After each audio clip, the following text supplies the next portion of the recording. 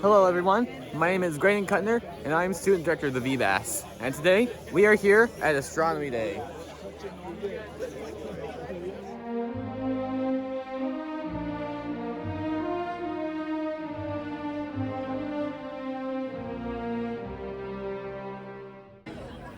It's getting really crowded here. There's about like a billion people here. Billion. Before I continue on, I'd like to remind you all to never point your telescope towards the sun. Now, let's look at some telescopes that are pointed towards the sun. What?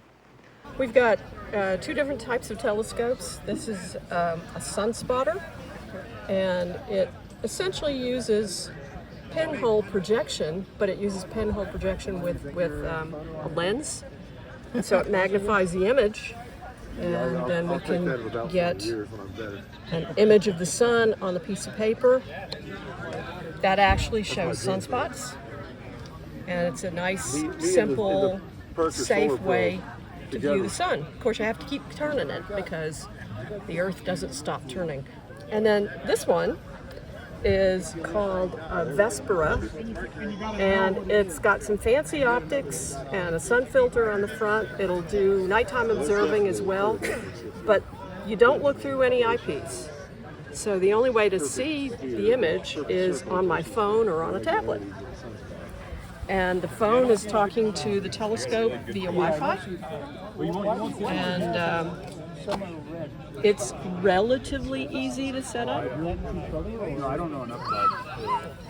And then of course I've got solar viewing glasses, and we're trying not to call them eclipse glasses anymore because you can use them anytime to look at the sun.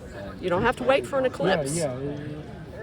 And of course, we've got an eclipse coming up October 14th, which if you are in the path of annularity, which is here, so if you're anywhere in that path, you're going to see an annular eclipse, which is just a fancy partial eclipse.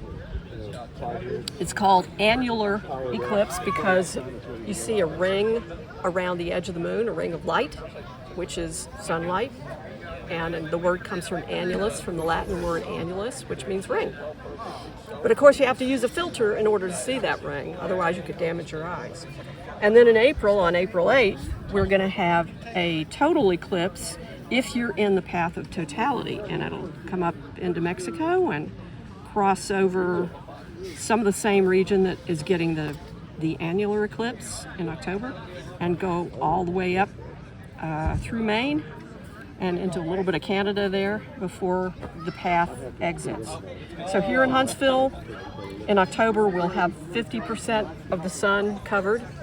And in April, for the total, we'll have about 90% of the sun covered. So this is a solar telescope with a solar filter. And we have a camera on the back of it so that instead of looking through it, you can just look on the computer and get a live view of the sun, and you can see there's some sunspots on there. Whoa, there you go. Whoa, did you see it? I heard it. So this is a meteorite I bought in like 2005. Yeah, I think 2005, 2006. It came from Argentina, called a Campo del Cielo. Field of the stars. They knew that they weren't from around here, but they didn't know where they were from. They didn't know how old they were, and obviously these predate Earth, and so they're at least 4.5 billion years old, thereabouts. This one weighs 15 3/4 pounds. It's a nickel iron, so all nickel irons are typically in the range of 92% plus or minus maybe 0.5 or 1%, and about 7% nickel. Again, with a plus minus a small amount. And then there's trace elements. This one has one very rare, iridium, which is extremely rare on Earth, but it's pretty rare in the meteorite itself, 3.6 parts per million. That's pretty small. And then cobalt, phosphorus, gaussium, and germanium also. So this was found in that field in Argentina. I've seen a piece of this that was over 1,000 pounds in a museum here in the U.S., but I don't remember which one it was. There's so many pieces of this all over the world, many tons fell. I don't know if it has the complete. I don't see that I have the total tonnage on there. One thing that's happened with these is that before 2008,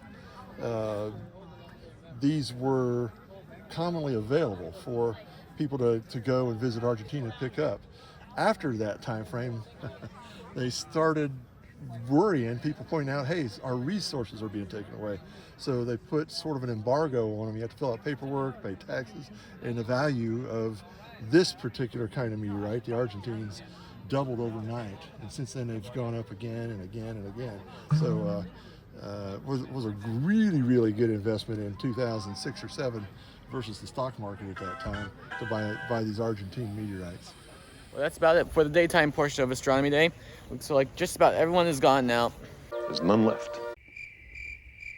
During the nighttime portion of Astronomy Day, visitors watched a planetarium show and afterwards looked at the C16 telescope, which was pointed at the Moon and Saturn. If you enjoyed this video, please like, subscribe, and visit us next year at Astronomy Day.